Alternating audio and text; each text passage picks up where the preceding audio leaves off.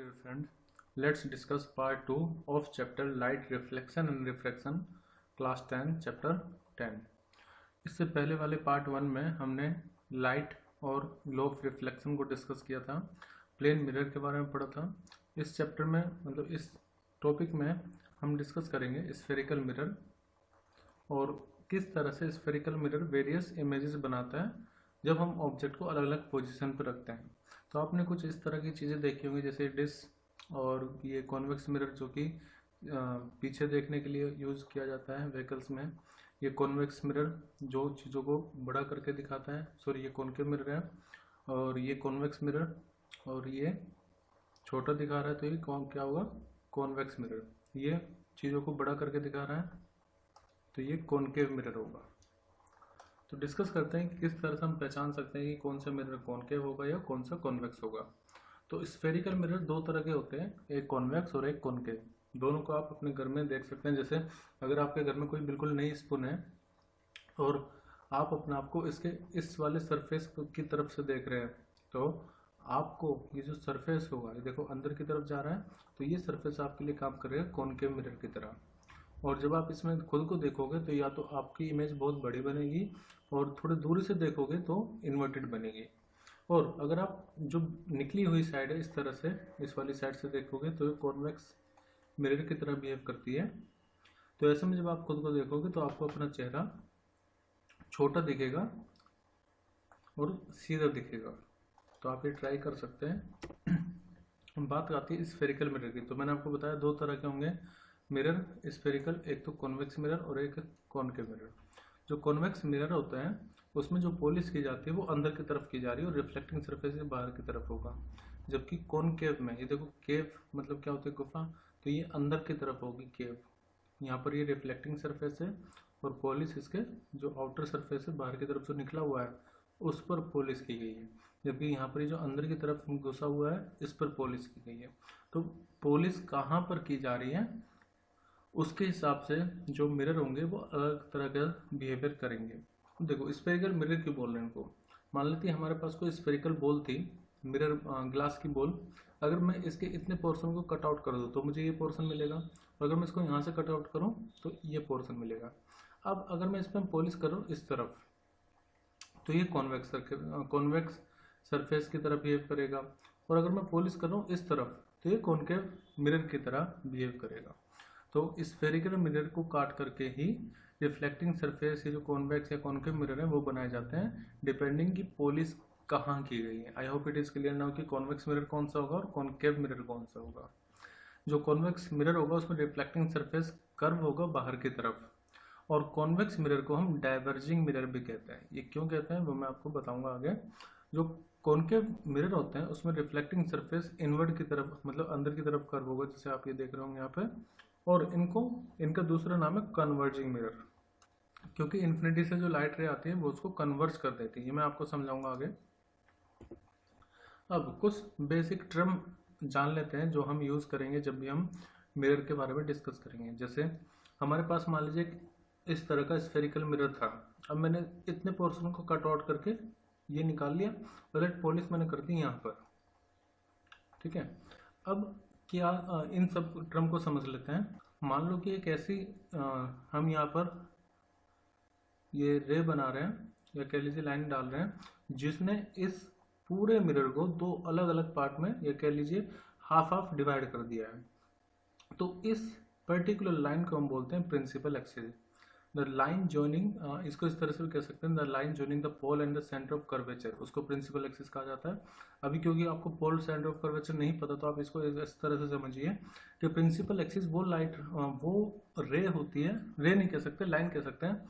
वो लाइन होती है जो कि पूरे मिरर को आधे आधे पार्ट में डिवाइड कर देती है। तो कुल मिलाकर के जहाँ पर ये इस मिरर को कट आउट कर रही है, ये कह लीजिए इस मिरर पर आकर के इंसिडेंट हो रही है, तो वो जो पॉइंट होगा उसको हम कहते हैं पोल, और उसको पी से डिनोट करते हैं। यानी कि ये वाला पॉइंट क्या हो गया, पोल।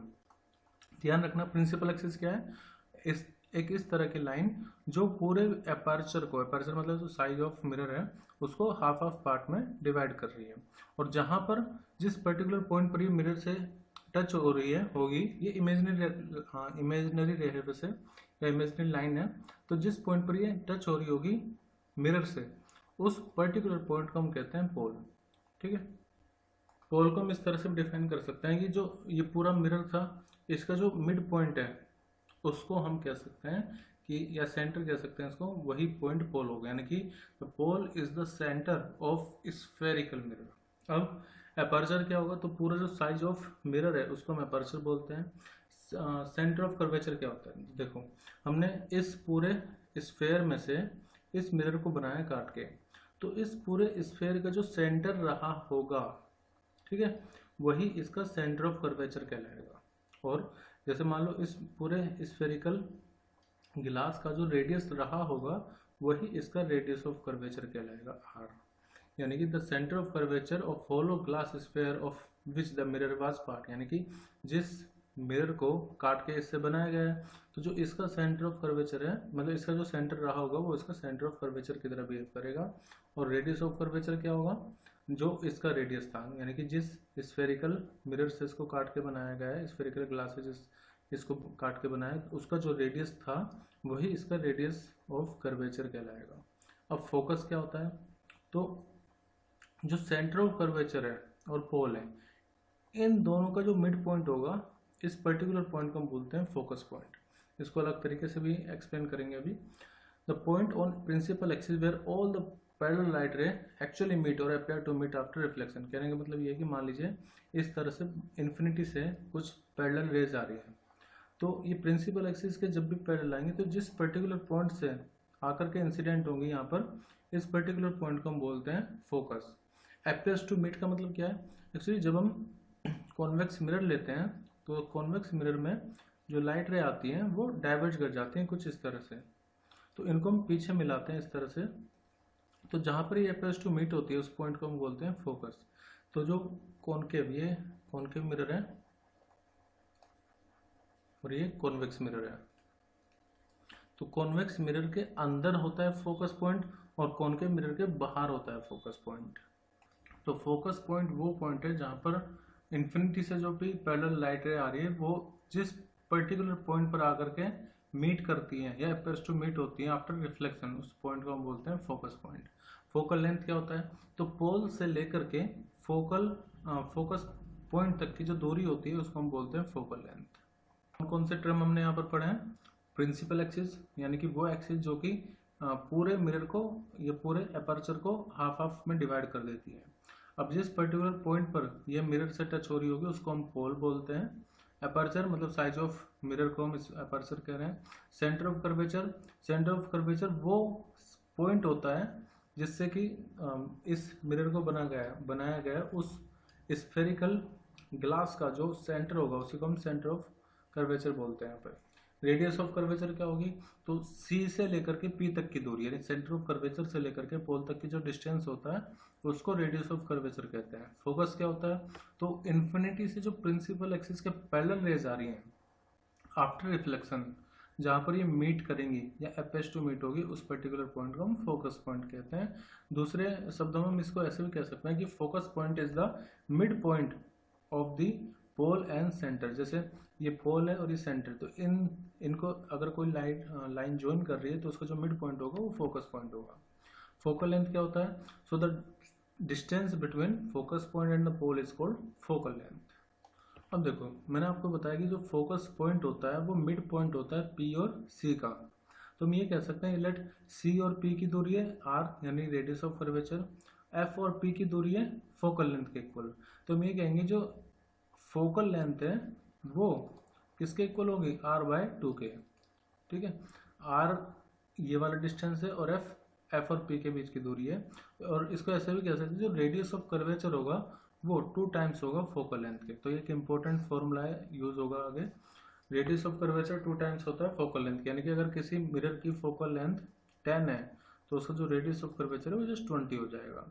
या अगर किसी मिरर का रेडियस ऑफ कर्वेचर 30 है तो उसकी फोकल लेंथ कितनी हो जाएगी 15। तो ये रिलेशन ध्यान रखना, एफ इक्वल टू किसके इक्वल होगा, आर अपॉन 2 के।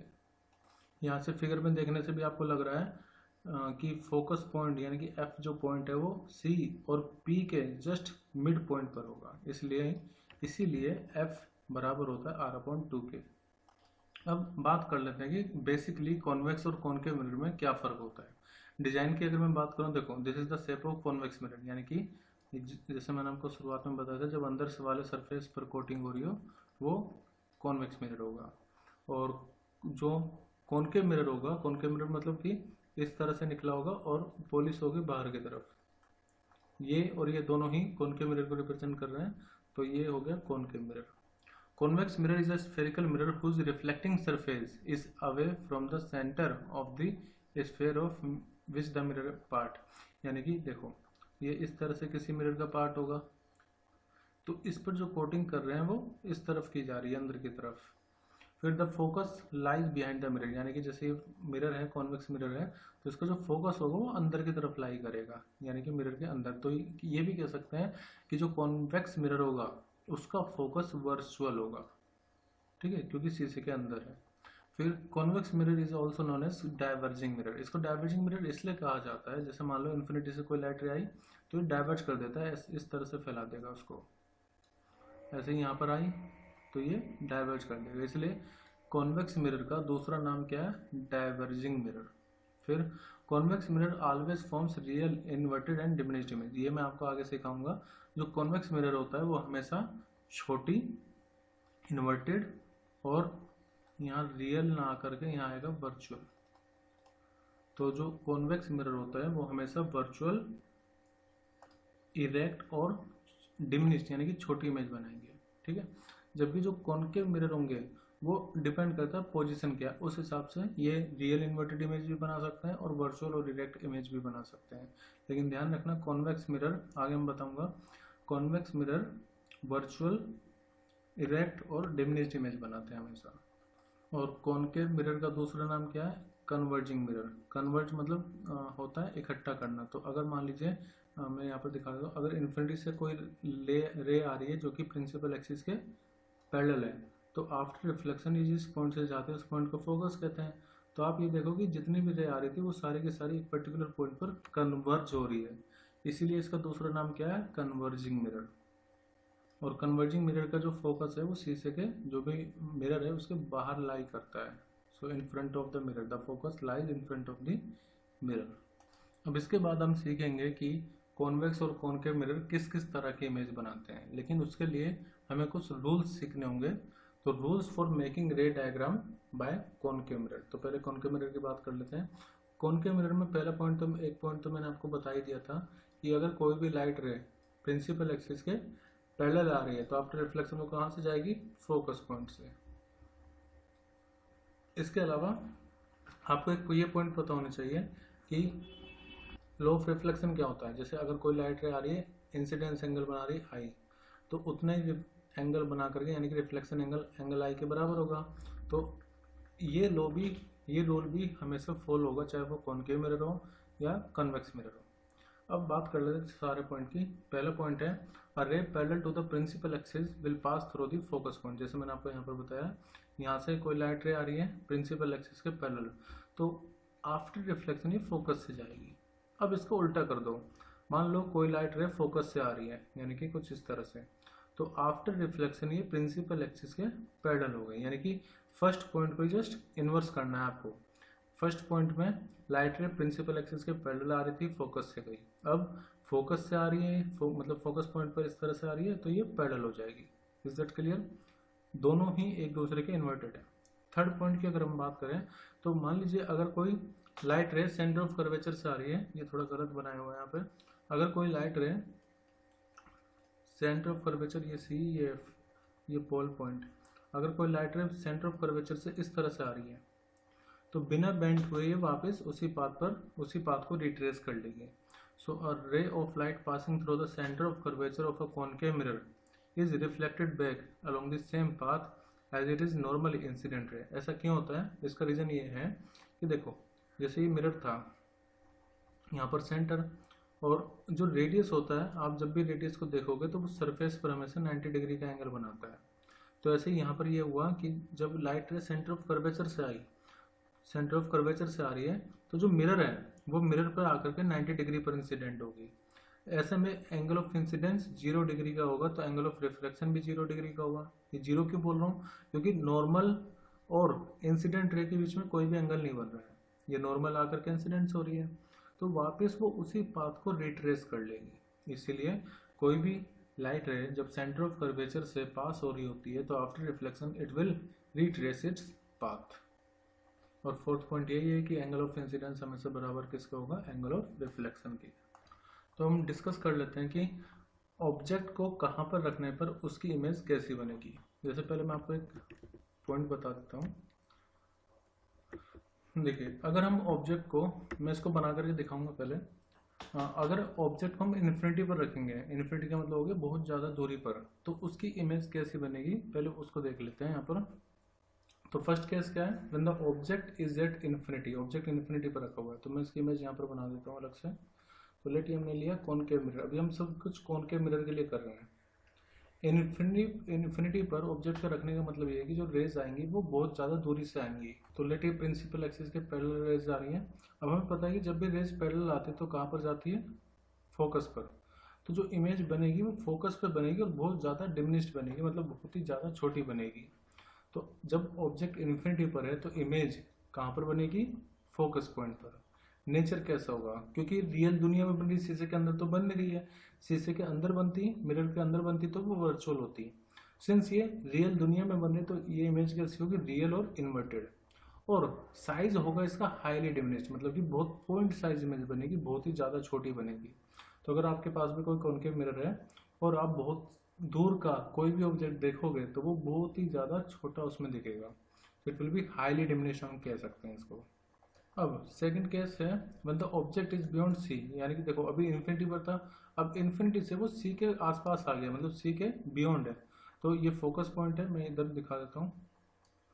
लेट ये कॉनकेव मिरर, पोल कहाँ पर होता है, ये पॉइंट हो गया पोल, फिर फोकस पॉइंट और फिर सेंटर ऑफ कर्वेचर। तो जो ऑब्जेक्ट रखा हुआ है सी के बियॉन्ड रहे, मतलब पीछे इस तरह से। तो लेट एक रे आ रही है प्रिंसिपल एक्सिस के पैरेलल, तो आफ्टर रिफ्लेक्शन ये कहाँ से जाएगी, फोकस से। रे डायग्राम बनाने को आता है। अब पहला क्या हुआ कि हम सिर्फ दो रे बनाते हैं, जहाँ पर ये दो रिफ्लेक्टेड रे आपस में इंटरसेक्ट कर दें वहीं पर इमेज बनेगी। लेट एक और रे ले रहा हूँ मैं जो कि फोकस से जा रही है। अब हमें पता है कि जब भी रे फोकस से जाती है तो प्रिंसिपल एक्सिस के पैरेलल हो जाती है। तो आप ये देखो, ये दोनों रिफ्लेक्टेड रे, एक ये और एक ये दोनों यहाँ पर आकर के मीट हो रही है। तो इसका मतलब ये हुआ कि जो इमेज बनेगी वो एफ और सी के बीच में बनेगी। जब ऑब्जेक्ट सी के बियॉन्ड रखा हुआ है तो जो पोजीशन होगी इमेज की वो कहाँ बनेगी, एफ और सी के बीच में। और क्योंकि रियल दुनिया में बन रही है, यहाँ पर इमेज है, तो वो रियल और इन्वर्टेड होगी। और अब ये डिमिनिश्ड होगी, मतलब हम ये नहीं कह सकते बहुत ज़्यादा छोटी होगी, बस ये कह सकते कि छोटी होगी, मतलब आप उसको देख पाओगे।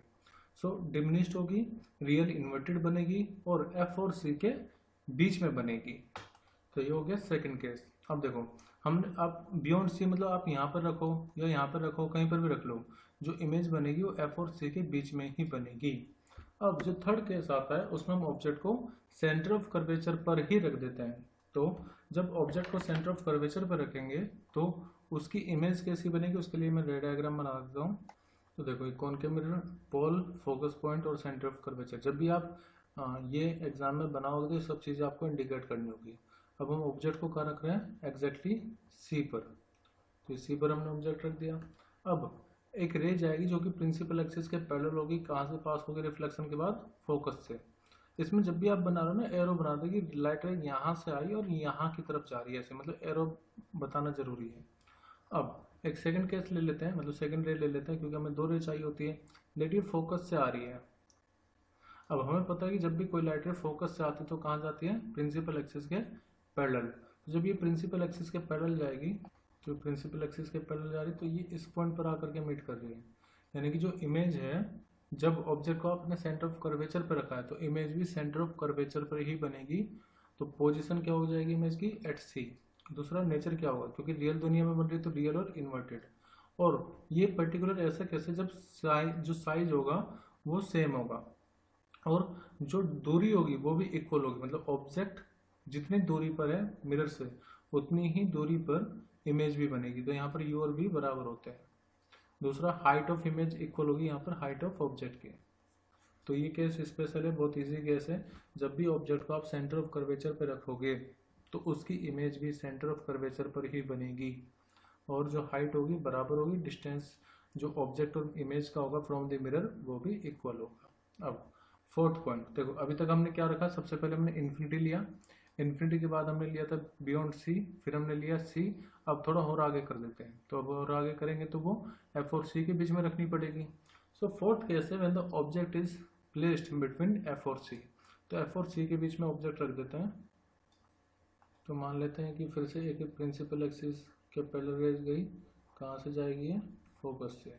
अब इसको एरो बता दो इधर से जा रही है।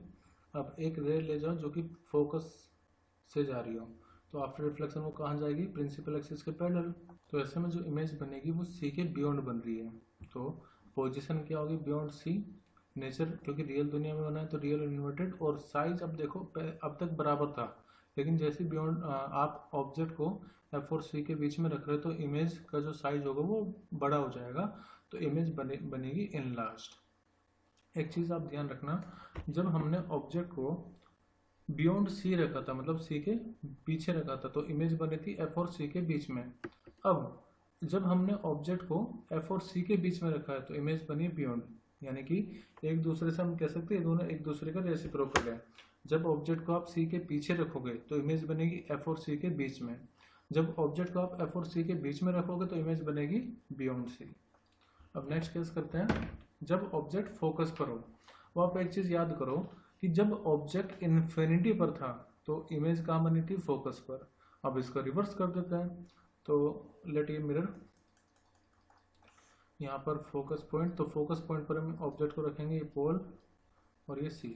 तो इसको ऐसे कर सकते हैं कि लेट ये प्रिंसिपल एक्सिस के पैरेलल जाएगी तो फोकस से जाएगी, और ऐसे ही और फिर ले जाते हैं, लेट ये इंसिडेंस एंगल आई बना रही तो रिफ्लेक्शन एंगल आर बनाएगी इक्वल।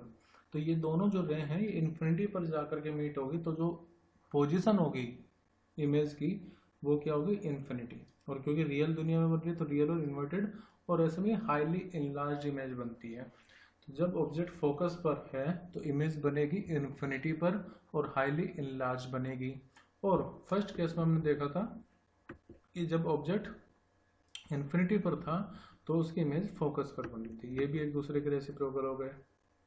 हम बात करते हैं सबसे स्पेशल केस की। स्पेशल इसलिए क्योंकि जितने भी अभी तक हमने 5 केस देखे उन सब में इमेज रियल और इन्वर्टेड बन रही थी, लेकिन ये जो केस है इसमें इमेज बनेगी वर्चुअल और डायरेक्ट। तो ये कौन सा केस है, जब ऑब्जेक्ट को हम पी और एफ के बीच में रखेंगे। तो लेट मैं यहाँ पर ड्रॉ कर देता हूँ, ये पोल, फोकस पॉइंट और सी। तो आप ऑब्जेक्ट को कहाँ रखना है, पी और एफ के बीच में। पी और एफ के बीच में ये है कि आपने ऑब्जेक्ट को बहुत ज़्यादा पास रख दिया है मिरर के। कौन सा मिरर हम डिस्कस कर रहे हैं, कॉनकेव मिरर। तो लेट एक लाइट रे जा रही है प्रिंसिपल एक्सिस के पैरेलल, तो आफ्टर रिफ्लेक्शन कहाँ से जाएगी, फोकस से। और लेट यही लाइट रे दूसरी है यहाँ पर, ये इंसिडेंस एंगल आई बना रही, तो ये रिफ्लेक्शन एंगल आर बनाएगी। अब आप देखो इनके बीच की दूरी यहाँ पर इंक्रीज होती जा रही, तो कहीं आगे तो मिलेगी नहीं, तो हम इसको मीट करवाएंगे मिरर के अंदर की तरफ। तो जहाँ पर ये दोनों रे जाकर के मीट हो जाएंगी वहाँ पर बन जाएगी इमेज। तो क्योंकि यहाँ पर जो हमने काम किया वो मिरर के पीछे इंसिडेंट जो भी रे हैं उनको मिरर के पीछे डेड लाइन से रिप्रेजेंट करा है, क्योंकि ये सब काम वर्चुअल दुनिया में हो रहा है। तो जो इमेज बनेगी वो भी कैसी बनेगी, वर्चुअल बनेगी और सीधी बनेगी। तो पोजीशन इमेज की कैसी हो गई, बिहाइंड द मिरर। नेचर कैसा हो जाएगा, वर्चुअल और इरेक्ट, और साइज होगा एनलार्ज्ड। तो सारे के सारे कॉनकेव मिरर में सिर्फ एक ही केस ऐसा है जहाँ पर वर्चुअल और इरेक्ट इमेज बनती है, और वो तब बनती है जब आपने ऑब्जेक्ट को फोकस पॉइंट और पोल के बीच में रखा हो। तो आई होप कि सारे केस आपको क्लियर हो गए होंगे। एक बार डिस्कस कर लेते हैं सबको एक साथ। पोजीशन ऑफ ऑब्जेक्ट, जब इन्फिनिटी पर ऑब्जेक्ट होगा तो उसकी जो पोजीशन ऑफ इमेज होगी वो फोकस पर बनेगी, ठीक है, हाईली डिमिनिश्ड बनेगी और पॉइंट साइज बनेगी और रियल इन्वर्टेड रहेगी। लेकिन अब इसका उल्टा कर देते हैं कि जब ऑब्जेक्ट को आप फोकस पर रखोगे, देखो जब ऑब्जेक्ट को आप फोकस पर रखोगे तो इमेज अब कहाँ बन जाएगी, इन्फिनिटी पर। एक दूसरे के रिवर्स हो गया, यहाँ पर हाईली डिमिनिश्ड है, यहाँ पर उल्टा कर दो, यहाँ पर हाईली एनलार्ज हो जाएगी। रियल इन्वर्टेड तो ये सब के सब में रहेगी। फिर बियॉन्ड सी रख रहे हो तो बियॉन्ड सी रखने पर जो इमेज है वो एफ और सी के बीच में बनेगी। अब इसका उल्टा कर देते हैं, जब ऑब्जेक्ट को आप एफ और सी के बीच में रखोगे तो इमेज बन जाएगी बियॉन्ड सी। यहाँ पर डिमिनिश्ड है तो यहाँ पर इनलार्ज हो जाएगी। फिर ये तो फिक्स है कि सी पर अगर ऑब्जेक्ट को रखोगे तो इमेज भी सी पर ही बनेगी और सेम साइज की बनेगी, रियल इन्वर्टेड हो जाएगी। और ये तो स्पेशल केस है ही कि जब आप फोकस और पोल के बीच में रखोगे तो इमेज बनेगी शीशे के पीछे, क्योंकि शीशे के पीछे बन रही है तो वर्चुअल और इरेक्ट रहेगी और एनलार्ज रहेगी, बड़ी बनेगी। ठीक है, अब तक हम कॉनकेव मिरर में किस तरह की इमेज बनेगी उसके बारे में डिस्कस कर रहे थे। अब डिस्कस करते हैं कि कॉनकेव मिरर इस्तेमाल कहाँ पर होता है। तो जैसे हमने यहाँ पर एक केस किया था कि अगर ऑब्जेक्ट को पी और एफ के बीच में रख रहे हैं तो इमेज एनलार्ज बनेगी और वर्चुअल इरेक्ट बनेगी। तो ये जो पर्टिकुलर केस होता है ये हम इस्तेमाल करते हैं जैसे मेकअप के लिए, या सेविंग मिरर की तरह भी इसमें इस्तेमाल किया जा सकता है, क्योंकि इन दोनों ही केस के लिए जो आपका चेहरा है वो बड़ा दिखना चाहिए। अगर हम प्लेन मिरर की बात करें वो इक्वल दिखाता है, कॉन्वेक्स मिरर में छोटा दिखाएगा, लेकिन इस पर्टिकुलर केस में जो कॉनकेव मिरर है वो आपके चेहरे को बड़ा करके दिखाएगा, तो सेविंग करना आसान हो जाएगा, मेकअप करना आसान हो जाएगा। इसके अलावा कॉनकेव मिरर का यूज होता है टॉर्च में, सर्च लाइट में, व्हीकल हेडलाइट में through get powerful beam of light. Concave mirror are used by dentist to see the large image of the teeth patient.